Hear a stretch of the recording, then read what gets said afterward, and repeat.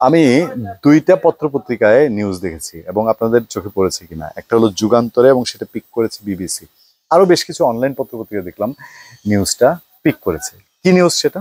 নিউজটা হচ্ছে বাংলাদেশের রাজনীতিতে অশনি সংকেত এবং অস্থিরতা এবং বড় রকমের উম, খারাপ কিছু ঘটার আশঙ্কা, বা দেশের ভিতরে অপ্রীতিকর পরিস্থিতি, একটা অশান্তি তৈরি, সোজা বাংলায় বলতে যে একটা বড় রকম কিছু গন্ডগোল হতে পারে, এটার একটা আশঙ্কা।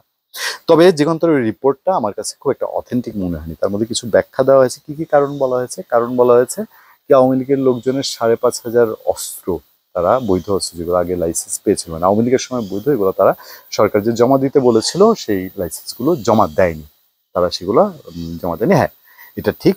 সব সরকারি রাজনৈতিক সরকারের সময় তাদের অযোগ্য কিছু লোকজনকে বাংলাদেশে আইনের অপব্যবহার করে তারা তারা বৈধ অস্ত্রকে অবৈধভাবে দিয়ে দেয়। এখানে কোনো ক্যাটাগরি মাপা হয় না। এটা এটা সেই 90 থেকে শুরু হয়েছে এই বিশেষ ব্যবস্থায় আগ্নেয়াস্ত্র দেওয়ার বিষয়টি। এখন যুগান্তর বলছে যে এই যে 5,500 জমা হয়নি, এগুলো আওয়ামী লীগের লোকজনের কাছে রয়ে গেছে, এগুলো যে কোনো সময় ব্যবহার হতে পারে। এটা আমার কাছে একটা তাজ্জব লেগেছে।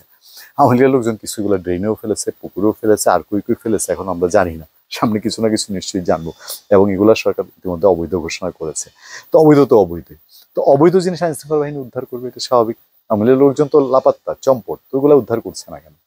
আরেকটা যুগান্তর দাঁড় করিয়েছে এখনো 1000 খানেক আর্মস, যেগুলো জুলাই আগস্ট অভ্যুত্থানের সময় পুলিশের কাছ থেকে লুট হয়েছে, 2,500 গোলা বারুদ এখনো পাওয়া যাচ্ছে না, সেগুলো নাকি ছাত্রলীগ যুবলীগের কাছে। তো এটা কই পাইলো? এই তথ্য কোথায় পেলো? এটা নিয়ে তো অনেক রকম কনফিউশন, অনেক রকম মিথ চালু হয়ে গেছে বাংলাদেশে, বলা যায়, তাই না? সেই মিথ কি আমি এখন বলতে চাই না।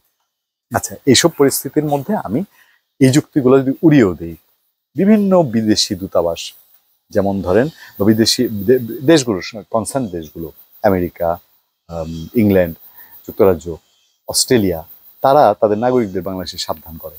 এবং আমেরিকার লোকজন এমনও বলছে যে বাংলাদেশে হঠাৎ হঠাৎ করে ফুসফাস বিভিন্ন আন্দোলন হয়, সেগুলোর মধ্যে দিয়ে বিভিন্ন দেখা যায় যে একটা সিকিউরিটি প্রবলেম তৈরি হতে পারে। আর বলা হচ্ছে যে আওয়ামী লীগের লোকজন ইন্ডিয়ায় থেকে বাংলাদেশে বিভিন্ন অনলাইনে ফোনে মিটিং টিটিং করতেছে, শেখ হাসিনা বিভিন্ন লোকজনের সাথে ফোনে মিটিং করে, ভার্চুয়াল মিটিং করে করে একটা কিছু ঘটায় ফেলবে। তো এইটা আওয়ামী লীগ বলতো, আপনাদের মনে আছে? আওয়ামী লীগ বিদেশ থেকে হচ্ছে এটাও বলতো, বিদেশি বিদেশি ষড়যন্ত্র এটা বলতো।